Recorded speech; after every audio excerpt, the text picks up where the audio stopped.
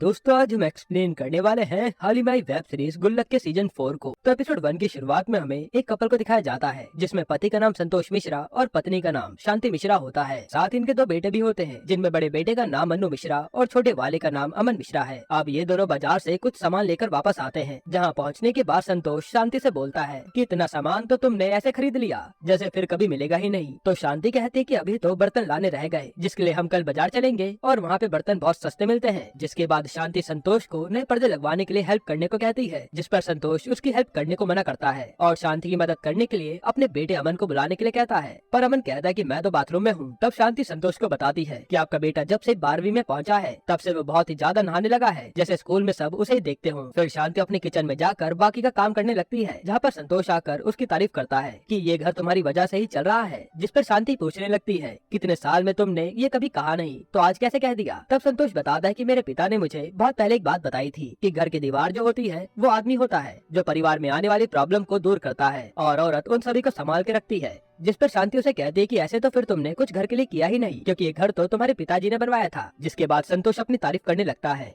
कि जब तक ये संतोष मिश्रा जिंदा है तब तक इस घर पे आने वाली सारी प्रॉब्लम्स मैं संभाल लूंगा। तभी उनके घर की डोरबेल बजती है, जिसे सुन के संतोष बाहर आता है, जहां हम देखते हैं कि इनके घर पर नगर निगम का नोटिस आया है कि आपका घर अवैध तरीके से गली घेर रहा है, इसलिए हमें उसको उतनी जगह से तोड़ना होगा। जिस पर संतोष उसे बोलने लगता है कि इस घर को तो बने काफी साल हो गए हैं, तो अचानक से नोटिस कैसे आया। तो वो आदमी उन्हें नगर निगम को अपना जवाब लिख कर भेजने के लिए कहता है और वहाँ से चले जाता है। हालांकि अब इससे इनका पूरा मिश्रा परिवार टेंशन में आ जाता है। वहीं दूसरी तरफ हमें अनु मिश्रा को दिखाया जाता है जो एक मंगला फार्मेसी में काम करता है और डॉक्टर सिंह के क्लिनिक के बाहर उनका वेट कर रहा था ताकि वो उनको अपनी मेडिसिन बेच सके। फिर उनका असिस्टेंट आकर बताता है कि डॉक्टर के साथ बात करने के लिए अभी थोड़ा और वेट करना पड़ेगा, जिसकी बात मानकर वो वेट करने लगता है। पर तभी उसके पास उसका बॉस शशि आता है और कहता है कि यहाँ कब तक ऐसे बैठे रहोगे, चलो डॉक्टर से मिलना कैसा है ये बताता हूँ। जिसके बाद शशि डॉक्टर के असिस्टेंट को पान देता है और फिर डॉक्टर से मिलने चल देता है, जहाँ वो डॉक्टर सिंह को अन्नू से मिलवाता है और उनके सामने अन्नू की तारीफ भी करता है। साथ ही वो डॉक्टर सिंह को मस्का लगाकर अपनी मेडिसिन भी बेच रहा था, जो कि अन्नू भी सीख लेता है। तभी उन्हें डॉक्टर सिंह से पता चलता है कि उनकी एक बेटी है जिसका नाम प्रीति है और वो भी डॉक्टर है जो अपना नया क्लिनिक खोलने वाली है। जिस पर शशि अन्नू को डॉक्टर प्रीति के पूरे क्लिनिक में नए एक्सेसरीज लगाने को बोलता है ताकि वो भी उनकी दवाइयाँ लोगों को बेचे। तब डॉक्टर सिंह उन्हें बताते हैं कि ये सब करने की कोई जरूरत नहीं है, क्योंकि सुनैना कूलिंग सर्विस ने ऑलरेडी ये सब लगवा दिया है। अब वहाँ से बाहर आने के बाद शशि अन्नू को किसी भी तरह करके डॉक्टर प्रीति के क्लिनिक पर अपनी इमेज बनाने को कहता है और तभी वहाँ अन्नू का दोस्त लकी आता है जो उसी के साथ काम किया करता था। तब उसे शशि लेट आने की वजह से जॉब से निकाल देता है और वहाँ से चले जाता है। इधर रात होने के बाद पूरा मिश्रा परिवार अपने घर के बने नक्शे को देखकर चेक कर रहा था, जहाँ उन्हें पता चलता है कि घर का आंगन और सीढ़ी उनके पिता ने अवैध तरीके से बनाई है। तब अमन कहता है कि हमें सीढ़ियाँ तुड़वा लेनी चाहिए और बांस की सीढ़ी रखनी चाहिए, जिस पर संतोष उस पर गुस्सा होने लगता है। पर तभी अन्नू भी अमन के आइडिया को अच्छा बताता है और कहता है कि सीढ़ियाँ टूटने के बाद हम कार यहाँ पार्क कर पाएंगे और ये लोग नई कार खरीद कर उसमें घूमने का सपना देखने लगते हैं। तब शांति गुस्सा हो जाती है कि घर पर इतनी बड़ी मुसीबत आई है और तुम्हें कार के ख्याल आ रहे हैं। जिस पर अन्नू संतोष से पूछने लगता है कि आखिर ये सब करवा कौन रहा है। तब संतोष बताता है कि नगर निगम में नया अधिकारी आया है जो अवैध तरीके से बने घर को बुलडोजर से गिरवा रहा है और उसे सब लोग डर के मारे बुलडोजर बाबू कहते हैं। तब अनु नगर निगम में काम करने वाले डीके से बात करने को कहता है कि क्या पता वो हमारी इसमें कुछ मदद कर सके। संतोष उसे बताता है कि उसने तो इस प्रॉब्लम का सोल्यूशन बता दिया है जिससे हमारा घर बच जाएगा, बस हमें उसको थोड़े पैसे खिलाने पड़ेंगे। पर मुझे ये सोल्यूशन अच्छा नहीं लग रहा। जिस पर अनु और उसकी मम्मी अपने घर को बचाने के लिए संतोष को रिश्वत देने के लिए मना लेती है। अब अगले दिन संतोष डीके को अपने घर बुलाकर बहुत डर डर के उसे रिश्वत देने लगता है। पर तभी उनके घर पर उनकी पड़ोसन बिट्टू की मम्मी आ जाती है जो किसी बहाने से वहाँ बैठकर ये सब देख रही होती हैं। पर किसी तरह से अमन उन्हें वहाँ से अपने घर वापस भेज देता है। फिर इनके जाने के बाद संतोष डीके को रिश्वत देता है, जिसे लेने के बाद वो वहाँ से जाने लगता है। पर तभी संतोष उन्हें रोककर कहता है कि आप नगर निगम का लेटर लिख कर जाइए। जिस पर डीके उन्हें कहता है कि आप उसमें कुछ भी लिख दीजिए पर आपका घर अब सेफ है। इस बात से संतोष को गुस्सा आ जाता है और वो रिश्वत लेने के जुर्म में उसे डराने लगता है कि अगर आप मुझे लेटर लिख के नहीं देंगे तो मैं आपके खिलाफ बुलडोजर बाबू से कंप्लेन कर दूंगा, जिससे मेरा घर तो जाएगा ही पर साथ में आपकी नौकरी भी जाएगी। अब संतोष की बातों से डीके डर जाता है और उन्हें लेटर कैसे लिखना है वो बताकर वहाँ से चले जाता है। इसके बाद संतोष अपने आप पर बहुत प्राउड फील कर रहा था क्योंकि उसने अपने घर पर आने वाली समस्या का समाधान कर दिया था। जिसके बाद उसका परिवार शाम को बहुत खुश होता है और यहीं पर एपिसोड 1 खत्म होता है। एपिसोड 2 की शुरुआत में हमें शांति को दिखाया जाता है जो मंदिर से पूजा करके घर वापस आ रही होती है। फिर वो मंदिर के बाहर खड़े होकर रिक्शा वाले को बुलाती है और यहीं पर सीन कट होता है। वहीं दूसरी तरफ हमें अमन को दिखाया जाता है जो स्कूल से घर घर वापस आकर देखता है कि घर पर तो कोई भी नहीं है, जिसके बाद वो अपने दोस्त सनी को कॉल करके इस थर्सडे के प्लान को फिक्स करने की बात करता है, जिस पर सनी उसे अपने साथ कुछ पैसे लाने के लिए भी कहता है। तब उसकी बात मानकर अमन अपनी गुल्लक से पैसे निकालने लगता है, पर वो गुल्लक में से पैसे नहीं निकल पाते और तभी उसकी नजर अलमारी की चाबी पर पड़ती है, जिसको लेकर वो लॉकर से कुछ पैसे चोरी करने लगता है। लेकिन तभी वहाँ उसका भाई अन्नू आ जाता है। अब उसकी आवाज सुन के वो बहुत डर जाता है और जल्दी से अलमारी बंद करके उसकी चाबी अपने पास ही रख लेता है। इधर अन्नू बहुत टेंशन में था और अमन से मम्मी कहाँ है पूछ रहा था, जिस पर अमन कहता है कि मम्मी घर पर नहीं है और तुम टेंशन में क्यों हो। तब अन्नू बताता है कि मम्मी मंदिर गई थी और वापस आते समय किसी ने उनकी चैन चोरी कर ली।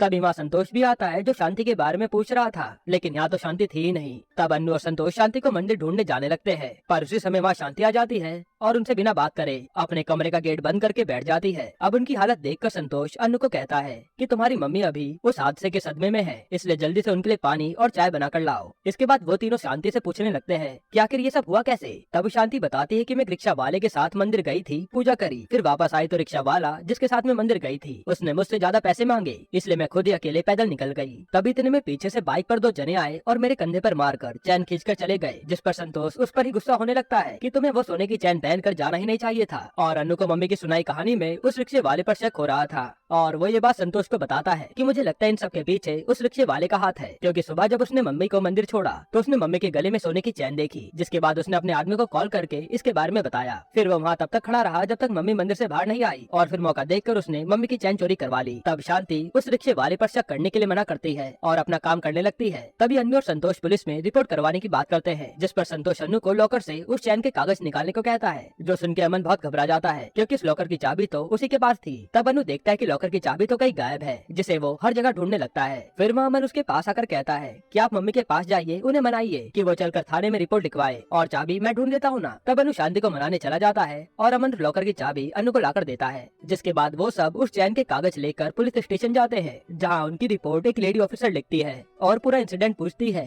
कि चैन कैसे चोरी हुई, जिस पर अन्नू बीच बीच में टोकने लगता है और वो उस रिक्शे वाले को पकड़ने के लिए कहता है। तब लेडी पुलिस को गुस्सा आ जाता है और वो उन तीनों को बाहर वेट करने के लिए कहती है। फिर सबके जाने के बाद शांति उनको सारी बात बताती है और पूछती है कि मेरी चैन कब तक मिल जाएगी, जिस पर वो शांति को सब्र करने के लिए कहती है कि इसमें टाइम लगेगा। तब शांति अपने आप को ही कोसने लगती है कि उसने सोना पहनकर ही गलती कर दी। तब वो लेडी उसे समझाती है कि सोना तो पहनने के लिए ही होता है, आप ही सोचिए अगर ये आपके घर से चोरी हुआ होता तो आप उस समय ये सोचती कि मुझे सोना पहनकर ही रखना चाहिए था, और आपको तो शुक्र मनाना चाहिए कि चोरों ने सिर्फ आपकी चैन चोरी करी, वरना आजकल के चोर तो चोरी करने के साथ साथ औरत के गले पर भी चाकू मार देते हैं। अब आप सोचिए कि आपके लिए सोना ज्यादा जरूरी है या आपकी जान, इसलिए आप उन सबको भूल कर आगे का सोचिए और चैन ढूंढने के लिए हम तो बैठे ही हैं। अब पुलिस वाले की बात को सुनकर शांति को बहुत हौसला मिलता है और वो अपने इस कांड को भूलकर आगे का सोचती है। फिर बाहर आने के बाद वो सबके साथ चाट खाने जाती है और सभी साथ में चाट खाते हैं। यहीं पर एपिसोड 2 खत्म होता है। एपिसोड 3 की शुरुआत में हमें अन्नू को दिखाया जाता है जो छत पर बैठकर अपना काम कर रहा था। तभी उसके पास लकी का कॉल आता है जो पुलिया पर उसे मिलने के लिए कहता है, पर अन्नू वहाँ जाने से मना कर देता है कि मेरे पास बहुत काम है। वहीं दूसरी तरफ शांति अपने किचन में काम कर रही होती है और तभी पानी जाने लगता है, जिसके लिए वो सबको बुलाकर हर बर्तन में पानी भरने को कहती है, पर तब तक तो पानी चला गया था। तब संतोष शांति से पानी स्टोर करने वाले ड्रम के बारे में पूछता है, जिस पर शांति उसे बताती है कि वो तो छत पर पड़ा है। इसके बाद वो सब छत पर जाकर उस ड्रम को बाहर निकाल कर खोलते हैं तो उसमें पूरे घर का कबाड़ भरा था, जिसे वो सब कबाड़ी वाले को बेचने का डिसाइड करते हैं। तब उनकी बातें सुन के अमन के दिमाग में पैसे कमाने का आइडिया आता है कि वो कबाड़ का पैसा खुद अपने पास ही रख लेगा। तब वो एक कबाड़ी वाले को ढूंढ कर लाता है जो कि उसका जानकार था। अब उससे संतोष पूछता है कि इन सब कबाड़ का कितना पैसा मिलेगा, जिस पर वो कबाड़ी वाला इसके बहुत कम पैसे बताता है और अमन को ज्यादा भारी सामान लाने को कहता है ताकि अमन थोड़ा ज्यादा पैसा कमा पाए। तभी वहाँ उनके घर पर लकी आता है जो उस कबाड़ी वाले से कबाड़ के कितने पैसे हुए उसके बारे में पूछता है, जिससे अमन और कबाड़ी वाला दोनों ही घबरा जाते हैं। पर तभी अमन उसकी बात काट कर अनु भैया के पास उसे भेज देता है। अब वहाँ लकी अनु को बताता है कि वो आज एक लड़की को प्रपोज करने जा रहा है, जिस पर अनु उस लड़की के बारे में पूछता है कि वो कौन है और कहाँ रहती है। तब लकी उसे बताता है कि वो 12वीं क्लास में है। ये बात सुनकर अनु कहता है कि तू एक नाबालिग लड़की को प्रपोज करने जा रहा है, अगर तू इसमें फंस गया तो बहुत मार खाएगा। जिस पर लकी कहता है कि वो इस महीने बारिक हो जाएगी और वो अनु को साथ चलने के लिए कहता है, पर अनु उसे मना कर देता है। वहीं दूसरी तरफ अमन पैसों के लिए घर की हर जगह से कबाड़ी के साथ मिलकर सामान निकालने लगता है। पर तभी शांति की नजर उसके बर्तन पर जाती है जो उसके मायके से आए थे और वह अमन और संतोष बेचने वाले थे, जिसके लिए वो मना कर देती है। और तभी वहाँ अनु भी आता है जिसकी नजर एक बॉक्स पर जाती है और वो उसे खोलकर देखता है तो उसमें उसके एक्सरसाइज करने का सामान था और वो भी उसे बेचने के लिए मना कर देता है। अब आखिर में सब लोग अपना अपना सामान बेचने के लिए मना कर देते हैं, जिससे अमन निराश हो जाता है कि अब कितना ही पैसा बनेगा इतने से कबाड़ में। जिसके बाद कबाड़ी वाला उन सभी चीजों का वजन करने लगता है। पर तभी वहाँ बिट्टू की मम्मी आ जाती है और तभी कबाड़ी वाले को देखकर उससे पूछने लगती है कि तुम्हें तुम्हें तो आज तक मैंने कभी देखा नहीं, और तुम्हारी दुकान कहाँ है? तब वो उन्हें बताता है कि मेरी पुलिया से थोड़ा आगे जाकर दुकान है। पर तभी अमन बिट्टू की मम्मी को भी किसी बहाने से घर भेज देता है। फिर उसके जाने के बाद अमन जल्दी से सारा सामान कबाड़ी वाले को बेच देता है। जिस बीच उसकी नजर एक बुक पर जाती है तो बुक का नाम पढ़कर वो उसे देने के लिए मना कर देता है, जिसका नाम था रसीली रातें। इसके बाद कबाड़ी को सारा सामान बेचकर अमन के पास थोड़े बहुत पैसे आ जाते हैं। वही संतोष और अनु फिर से उस ड्रम को छत पर पहुंचा देते हैं। फिर अमन कमरा बंद कर उस बुक को पढ़ता है, जिसमें पहले पेज पर लिखा होता है शांति मिश्रा, यानी कि ये किताब शांति मिश्रा की थी। और यहीं पर एपिसोड 3 खत्म होता है। एपिसोड 4 की शुरुआत में हम देखते हैं कि अनु और संतोष अपने अपने काम के लिए तैयार होकर घर से निकल रहे होते हैं। पर तभी वहाँ बिट्टू की मम्मी आ जाती है, जो उनके लिए आमले का मुरब्बा बना के लाई थी। अब उन्हें ऐसे किसी को सामान देते हुए देखकर संतोष शॉक्ड हो जाता है, क्योंकि उन्होंने कभी किसी को कुछ दिया नहीं था, सिर्फ लिया ही था। इसलिए वो उनसे पूछ लेता है कि ये किस खुशी में है। जिस पर बिट्टू की मम्मी बताती है कि कुछ दिन पहले मैं मंदिर गई थी और जब वापस लौट रही थी तो मैंने देखा कि रास्ते में आमले का ट्रक पलटा पड़ा है। तो पहले मैंने उस ट्रक ड्राइवर का हाल पूछा और फिर मैं उसके ट्रक से 5 किलो आमला उठाकर ले आई, जिसके बाद मैंने सभी के लिए आमले का मुरब्बा बनाया और सबको थोड़ा थोड़ा दे दिया। अब वहीं अमन भी अपने स्कूल के लिए तैयार हो रहा होता है, जो अनु से उसकी जैकेट मांगता है और बताता है कि आज उसको स्कूल के बाद घूमने जाना है। लेकिन अनु जैकेट देने से साफ मना कर देता है और बाहर सबके साथ जाकर बैठ जाता है। इधर मौका देखकर अमन चुपके से उसकी जैकेट लेकर अपने बैग में रख लेता है और स्कूल के लिए निकल जाता है। अब यहाँ अमन का एटीट्यूड देखकर बिट्टू की मम्मी उस पर नजर रखने को कहती है और शांति को आजकल चलने वाले लड़के लड़की के चक्कर के बारे में बताती है, जिसके बाद संतोष और शांति भी इस बात के बारे में सोचने लगते हैं। तभी अनु देखता है कि अमन उसकी जैकेट लेकर चला गया और वो बाहर आकर भड़कने लगता है कि अमन सच में बदतमीज होता जा रहा है, जो किसी की भी बात नहीं मानता। जिसके बाद वो सब अपने अपने काम पर चले जाते हैं। अब अनु डॉक्टर प्रीति के क्लिनिक पर पहुंचकर उसके असिस्टेंट चंदन से बात करता है और अपनी कंपनी की तरफ से एक्सेसरीज ऑफर करता है, जिसके लिए चंदन साफ मना कर देता है और बताता है कि ये काम तो ऑलरेडी सुनैना कूलिंग सर्विस करा रही है। जिसके बाद वो चंदन का पीछा कर डॉक्टर प्रीति के पास पहुंच जाता है और वहाँ उन्हें अपने काम के बारे में बताकर नए क्लिनिक के लिए कांग्रेचुलेट करता है। फिर वहाँ से बाहर आने के बाद वो अपने बॉस शशि को कॉल करके सारी बात बताता है, तो शशि उसे अपने पास मिलने के लिए बुला लेता है। वही दूसरी तरफ अमन स्कूल की छुट्टी के बाद रिक्शा में कपड़े बदलता है, क्योंकि सनी आज उसको अपनी गर्लफ्रेंड शिल्पी से मिलाने वाला था। अब वहाँ पहुँचने के बाद वो देखते हैं कि शिल्पी के साथ तो कोई और लड़की भी आई है, जिसका नाम अदिति है। उसे देख के अमन को वो पहली नजर में ही पसंद आ जाती है। अब यहाँ पर अमन ही उन दोनों लड़कियों से बातें किए जा रहा था, जो सनी को पसंद नहीं आता। इसके बाद वो उसे खाने का ऑर्डर करने के बहाने अपने साथ ले जाता है और उस पर गुस्सा होने लगता है कि डेट मेरी है और बातें तो किए जा रहा है। मैं समझता हूँ कि तुझे अदिति पसंद है, लेकिन फिर भी बात को समझ मेरे भाई। जिस पर अमन भी कहता है कि चलो ठीक है, मैं अब चुप रहूंगा। इसके बाद वो सब मिलकर खूब एंजॉय करते हैं और फोटो भी क्लिक करते हैं। तब उन लड़कियों के साथ अमन का टीचर उसे देख लेता है।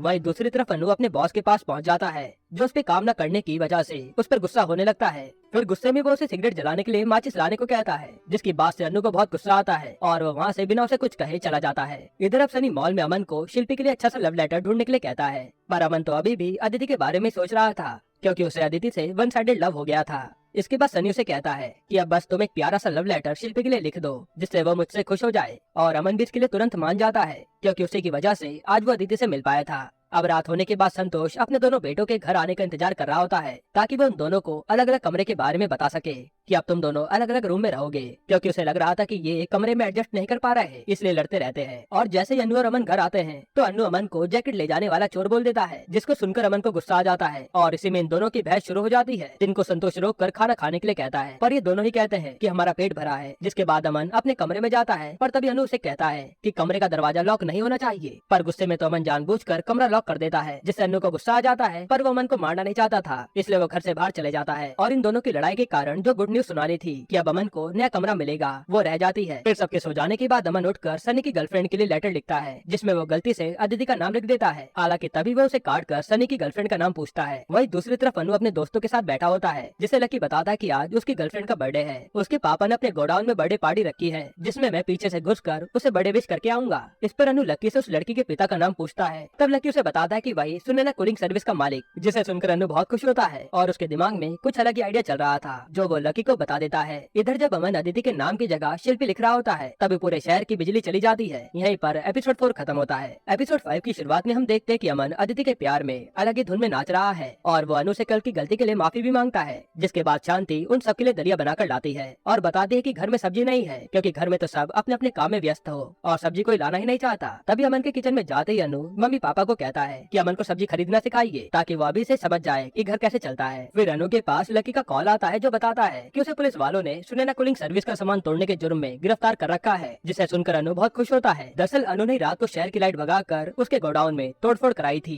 वो भी लकी से। इसलिए वो लकी को कहता है कि मैं जल्दी तुम्हें बाहर निकलवा दूंगा ताकि डॉक्टर प्रीति के यहाँ जाने वाला सामान की डिलीवरी कैंसिल हो जाए और वो उससे प्रीति का कोई काम कराने का मौका मिल जाए। जिसके बाद वो लकी को कहता है कि मैं तुझे जल्दी बाहर निकलवा लूंगा। फिर वो जल्दी से तैयार होकर डॉक्टर प्रीति के क्लिनिक चले जाता है। यहाँ संतोष भी अमन को सब्जी मंडी चलने के लिए कहता है ताकि वो सब्जी खरीदना समझ सके। अब इधर डॉक्टर प्रीति चंदन पर गुस्सा हो रही होती है क्योंकि उनका वाटर कूलर आना रह गया और आज उनका इनॉग्रेशन था। तभी वहाँ अनु आता है जो प्रीति को बधाई देता है और वेटर से एक गिलास ठंडा पानी मांगता है। अब ये देखकर चंदन और प्रीति सोचने लगते हैं कि हमें जल्दी से पानी का इंतजाम करना होगा वरना आज ही क्लिनिक की पहले दिन बेइज्जती हो जाएगी। और सुनैना वालों ने तो साफ मना कर दिया कि कुछ दिन तक कोई सामान नहीं मिल पाएगा। इधर संतोष अमन को लेकर सब्जी मंडी आता है जहाँ वो उसे सब्जी खरीदना बता रहा होता है। तब आलू छाड़ते हुए दोनों बाप बेटे में बहस हो जाती है और संतोष कहता है कि तुम सही में बदतमीज हो गए हो। तभी संतोष के पास शांति का कॉल आता है जो उसे बताती है कि घर पर अमन के टीचर ज्ञानी जी आए हैं और उन्हें आपसे कुछ बात करनी है। जिसके बाद जब वो दोनों घर पहुँचते हैं तो उनके आने से पहले ज्ञानी जी वहाँ से चले जाते हैं। फिर अंदर आने के बाद अमन अपने मोबाइल में लग जाता है और संतोष उनके आने का कारण पूछता है। तब शांति अमन के पास आती है और पूछती है कि कल दिन में वो कहाँ था, जिस पर अमन झूठ कहता है कि वो तो कल सनी के साथ पढ़ाई कर रहा था। तब शांति संतोष को बताती है कि ज्ञानी जी ने इसको एक कैफे में देखा जहाँ इसके साथ दो लड़कियाँ और इसका दोस्त था और वो यही बात बताने आए थे।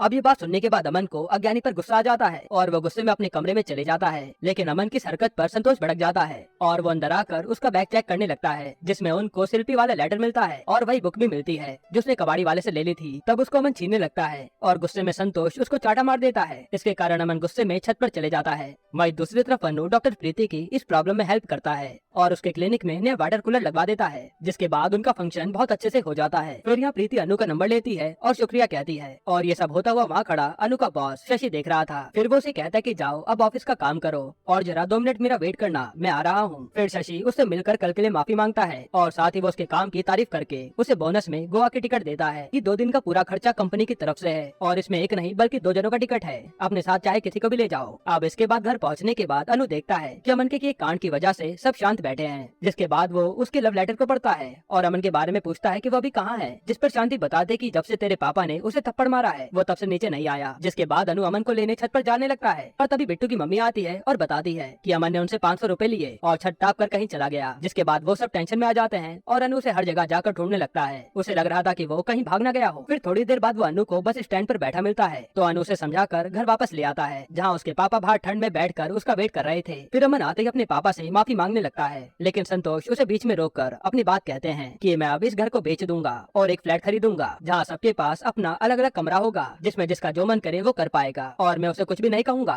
जिसकी बातों से अमन को अपनी गलती रियलाइज होती है कि उसे ऐसा कुछ भी नहीं करना चाहिए था और वो रोते हुए उनसे माफी मांगने लगता है, जिसे रोता हुआ देखकर सब रोने लगते हैं और आखिर में सब कुछ सही हो जाता है। फिर अनु अपने मम्मी पापा को कहता है कि ये लो गोवा का टिकट और जाकर घूम के आओ क्योंकि मेरी कंपनी ने मुझे बोनस दिया है। अब हम अगले दिन का सीन देखते हैं जहाँ सब लोग गाजर का हलवा खा रहे थे और यहीं पर ये सीजन खत्म होता है। दोस्तों आपको ये सीजन कैसा लगा हमें कमेंट में जरूर बताइएगा।